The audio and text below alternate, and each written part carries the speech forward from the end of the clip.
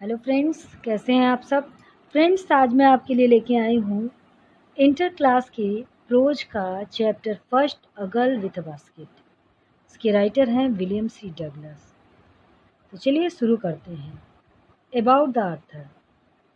William C Douglas, a judge of Supreme Court of United States of America, visited India in 1950।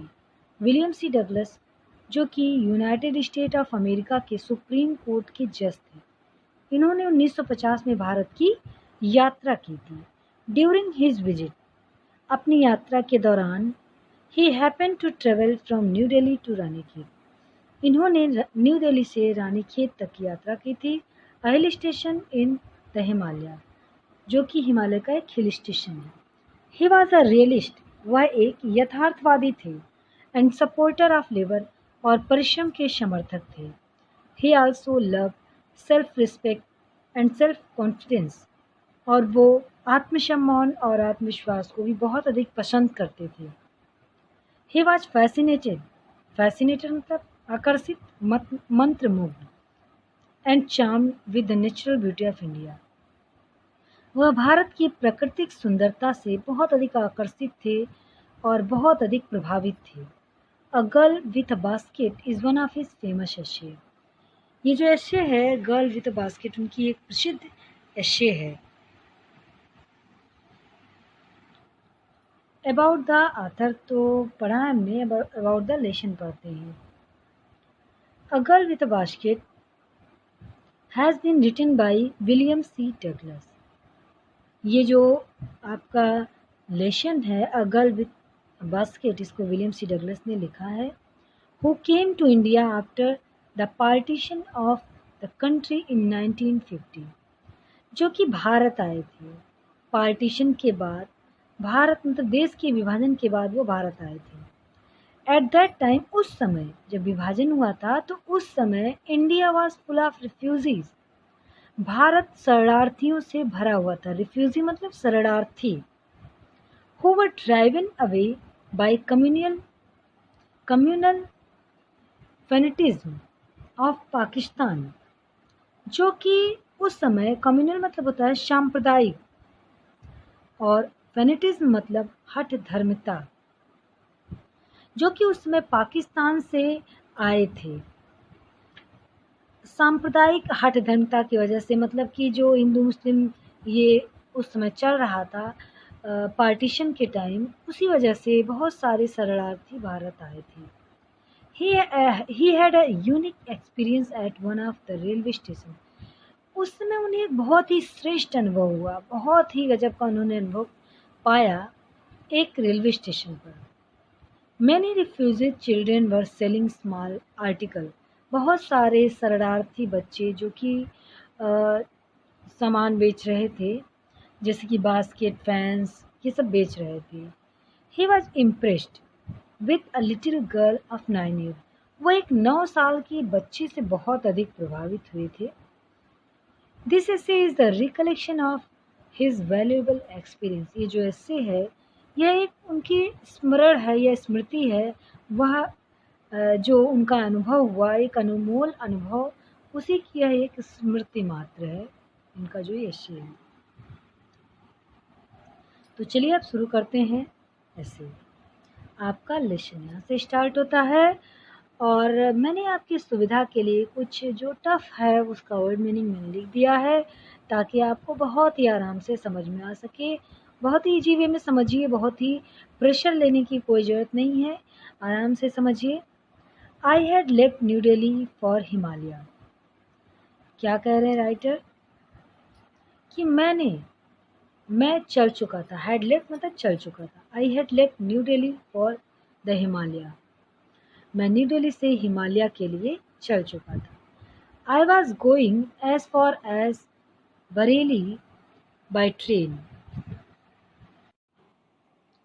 मुझे बरेली तक train से जाना था। Writer कहते हैं कि मुझे बरेली तक ट्रेन से जाना था। And then by car to Ranikhet, और उसके बाद कार से रानीखेत तक जाना था।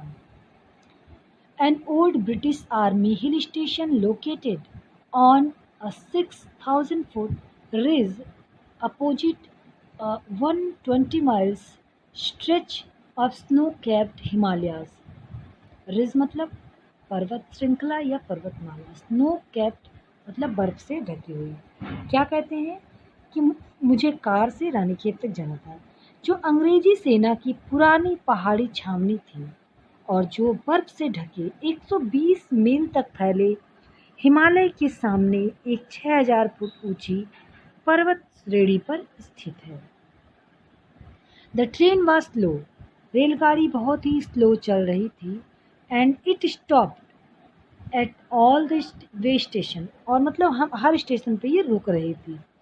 एट एवरी स्टॉप, प्रत्येक स्टॉप पर जहाँ जहाँ भी मतलब रुक रही थी प्रत्येक स्टेशन पे, I swung open the door of my compartment, मैं ज़ोर से अपने उस डिब्बे का दरवाज़ा खोलता था, कंपार्टमेंट मतलब रेल का डिब्बा, एंड वॉक द प्लेटफॉर्म, और प्लेटफॉर्म पर टहलने लगता था। The platform were packed with people, जो प्लेटफॉर्म था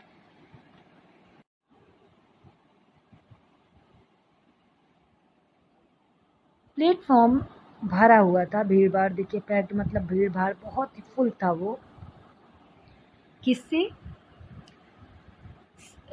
with people, Sikh, Muslim, Hindus, soldier, merchant, priest, Poulter, beggars, hawkers. मतलब वो जो प्लेटफॉर्म था वह सिख, मुसलमान, हिंदू, सैनिक, मर्चेंट मतलब व्यापारी, प्रीस्ट मतलब पंडित, और पॉल्टर मतलब कुली, और बेगर मतलब भिखारी, हाकर्स मतलब फेरी वाले, इन सब से वह जो है भरा हुआ था। Almost everyone was barefoot, लगभग प्रत्येक व्यक्ति जो है नंगे पैर था। And dressed in loose white garment, और सफ़ेद ढीले ढाले कपड़े पहने हुए था। I would ask at least 3 people before I could find one who spoke English, मैं लगभग 3 लोगों से कम, एटलीस्ट मतलब कम से कम, मैं कम से कम 3 लोगों से पूछता था, तब मुझे एक व्यक्ति मिलता था जो कि इंग्लिश बोल सके। We would talk world affair, and every major topic the news of the day produce, हम संसार के मामलों और उस प्रत्येक महत्वपूर्ण विषय पे बात करते थे जो उस दिन के समाचारों में होता था। In this way I was trying to get a feel of pulse of nation, checking opinion against official attitude and report. इस प्रकार मैं जनता के विचारों की सरकारी दृष्टिकोण तथा दी गई सूचनाओं से तुलना करके राष्ट्र की भावनाओं को जानने का प्रयत्न करता था। देखिए, the route lay through one of the richest of India's agriculture, the route lay through one of the richest of India's agriculture areas, ये जो रूट मतलब रास्ता या मार्ग, ये जो मार्ग था यह भारत के सर्वाधिक रिचेस्ट ऑफ इंडियाज एग्रीकल्चर, भारत के सर्वाधिक विकसित कृषि क्षेत्रों में से एक था। This was the plain of upper Ganga river, 1000 feet above sea level but tropical, जो समुद्र तल से 1000 फुट ऊंचा होने पर भी काफी गर्म था। The Ganga was brown silt, Ganga जो है brown silt swollen with flood water, its overflow inundating 1000 of areas of rice. Ganga का जो कलर है, गंगा का रंग कैसा था? ब्राउन सिल्ट मतलब मटमैला था, वह बाढ़ के पानी से उफन रही थी। स्वालन विथ ब्लड वाटर मतलब बाढ़ के पानी से उफनना, वह बाढ़ के पानी से उफन रही थी। और इसके बाढ़ के पानी में हजारों एकड़ चावल के जो खेत थे यह क्या थे? बिल्कुल ढके हुए थे, डूब रहे थे। बहुत सारे खेत जो है हजारों एकड़ बाढ़ के पानी से डूब रहे थे। तो फ्रेंड 10 मिनट का लगभग हो चुका है। थोड़ा थोड़ा करके मैं आपको ऐसे ही ये जो आपका इंटर का मैंने शुरू किया है प्रोज, इसको मैं पढ़ाती रहूँगी। लॉन्ग चैप्टर हैं, लॉन्ग लेसन है, इसलिए थोड़ा थोड़ा करके ही मैं पढ़ाऊँगी। और यदि आपने पोइट्री के वीडियोज़ नहीं देखे हैं तो प्लेलिस्ट में जाके इंटर क्लास की पोइट्री सर्च कीजिए और सारे जितने भी आपके पोइट्री के हैं लेसन पोएम हैं वो सारे मतलब आपको उसमें मिल जाएंगे। तो इस प्रकार से आप आज के लिए बस इतना ही। Thank you.